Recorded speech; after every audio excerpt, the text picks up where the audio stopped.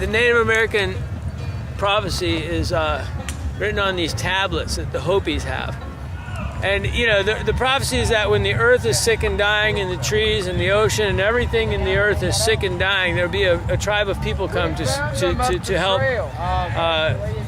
save the earth. And they'll be the rainbow warriors.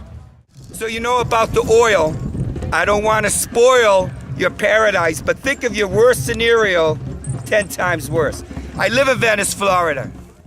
That oil they put 750,000 tons of a dispersant that went down into the layer where all the fish and the shrimp and all the animals live, in the layer of the inner currents that are going to take that out to the Gulf Stream, up through Key West, past Key West, up the Atlantic coast, all the way over to England. And I tell you, England's not going to be happy in a few hundred years. It's not going to take that long. No, but it's going to last that long. Oil and water don't mix. But here's the key. I don't want to spoil about the oil, but we know this. If we live in the present, the way we live, we have no future. Oh, humanity. But if we learn from the past in the present, we presently can have a future from the past. Woohoo! That's very profound. That's the best. Yeah. That's one of the. I'm not the kind of a lighthearted guy that can take acid on a whim. It has to be a very sacred occasion for me, and it wasn't. And so I ended up in sort of a bad mood, and it got worse and worse. I won't go into too much detail, but I fell out of a tree, and I broke my back. I say this as a warning to all the people behind this magic lens, you know. LSD is a sacred experience, but it is a dangerous tool. And so be careful of your set and your setting, how you feel when you take acid and where you are. In any case, it's because of acid and my own carelessness that I injured my back. I broke my back, and there's partial paralysis and nerve damage. I went into the school system and taught 28 years math. But I had Rainbow. It was the place where I could go on the 4th of July and have a loving, a being, a peacing, a be here now, and now be here. And look, here we be, 38 years later, yay! Woo!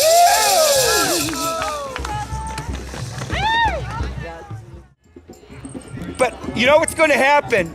These children may bring their children's children, and we can make turn to 100,000, 200,000. Maybe we can even do a Woodstock 20 years from now. I don't know. These children are ready to go. I mean, they want to grow. Bring Woodstock back! Woohoo! But my totem animal is a turtle. Oh, turtle. So it's right in tune. Well, I must say, in the spiritual race, you're definitely Losing. you're close to the finish line and beating the rascally rabbits like That myself. rascally rabbit. No, we're friends now. We walk across the finish line together, you know. With Amen. our arms around each other because we like each other. Yeah. I got a little story. You want to hear it? You got time Sure, for it? yeah. I made this up. This sort of got a moral. Okay, it's called The Eagle and the Turtle. Okay. One day, Bear Turtle was in the muddy river, and he came out onto this big flat rock to sun himself in the sun, on this lovely rock beside the stream where he always went. And he was just really happy there in the sun. And down came big Mr. Eagle, flop, flop, flop, flop, flop, flop, flop, flop, flop, flop, right down, landed right next to him. And Mr. Eagle says, "Good morning, Turtle." And Turtle says, "Good morning, Brother Eagle. Isn't it a beautiful day?" And Eagle says, "Yeah, it's a beautiful day." And Eagle says, "Look at my wings, how they shine. Hello, Caterpillar." I'm telling a story, Caterpillar, to Paul Running Deer, you know, sword turkey. Play on. Anyway, where was I? Oh, yeah, so Mr. Turtle says to the Eagle, "Yes, indeed, your wings are very beautiful, all shiny in the sun there." And the Eagle says to the Turtle, "You know, well, you're all covered with mud there. Doesn't that bother you?" And the Turtle says, "No, I don't care about that stuff." And the Eagle says, "Well, really, you're kind of ugly, don't you think?" And the Turtle says, "Not really. I don't care one way or the other." And the Eagle says, "Well, you know, you can't do things very much, you know. Don't you ever feel sorry that you can't fly like me?" And the turtle says, well, no, really, I might bump into something up there. I'm not interested in up there. You know? And the eagle says, you can't really do anything, can you? The turtle says, well, you want to race across the lake underwater? And the eagle says, you giving me sass, boy? Come on, man. You giving? And I'll teach you. And at about this point, the box turtle goes into his shell. Blows up. The eagle says, I'll fix you, turtle. And he grabs him in his beak and he's flying up. I'll fix you. I'll make lunch out of you. And he flies up and he drops him right on the rock. Yeah. But that was one tough turtle. He bounced, boom, and rolled right under the rock. By a miracle. And the eagle comes flying down and says, now I'll have lunch off that. Where's the turtle guts? Where's the turtle guts? I don't see any turtle guts. I want lunch.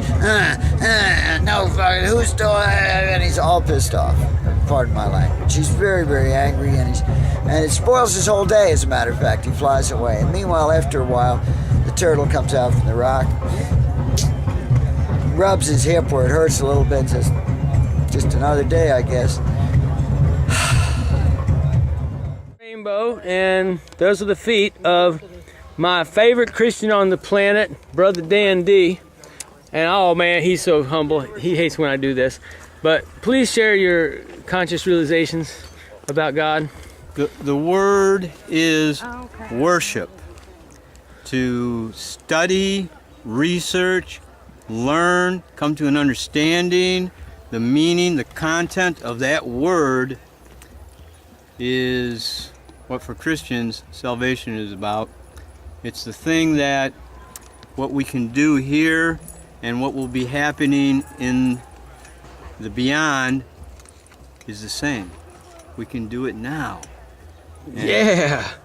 And that's why we were created. That's why God created us, to worship Him.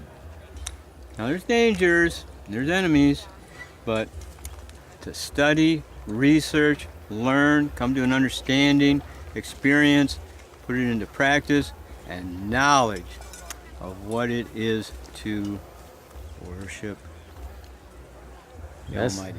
That's the awakening. Thank you so much. We will share this a lot, with your permission. Of course. All right. I see God as an orgy of love. I see it all above and below. I understand God, you see, because I look in your eyes and I see the God us. And I'm not making it up. I fill the cup. And that's the key to set us free. Have a beautiful 4, kids. Enjoy. This is my last day at the Rainbow. We did meet some really nice people and have some amazing sharing time last night.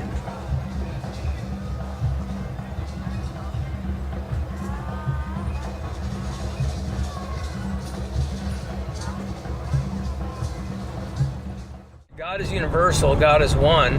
Doesn't matter what religion you are. The way, the truth, and the light. You know, it's like if you're stuck in a cave, lost in a completely dark cave. And if this one person comes to you with a candle and knows the way out, you're going to be like, yeah, show me. You know, so this is the only way out. And people love culture. People were part of cultures back in the day. The culture was the social backdrop, which is the fiber of morality. It holds morality up. So these religions plop down, and what's inside of them, though, is eternal principles. And that's where people get mixed up. There's the cultural backdrop, which is the time, place, the circumstance. And sometimes that's called the candidate. The circumstance is the person or the people. They are the candidate. Because it is a person of God giving love to the personhood of humanity. And time, place, and circumstance, you know, eternal principles of truth are sewn into the fabric of the culture, and that's what a religion is. So Garuda says that we have some cool people are going to save the world, or it's cool to save the world, right? It's cool to save the world. Now it's cool to save the world. So we need a lot more cool people to save the world. It'd be nice to have some cool people to save the world. There you go.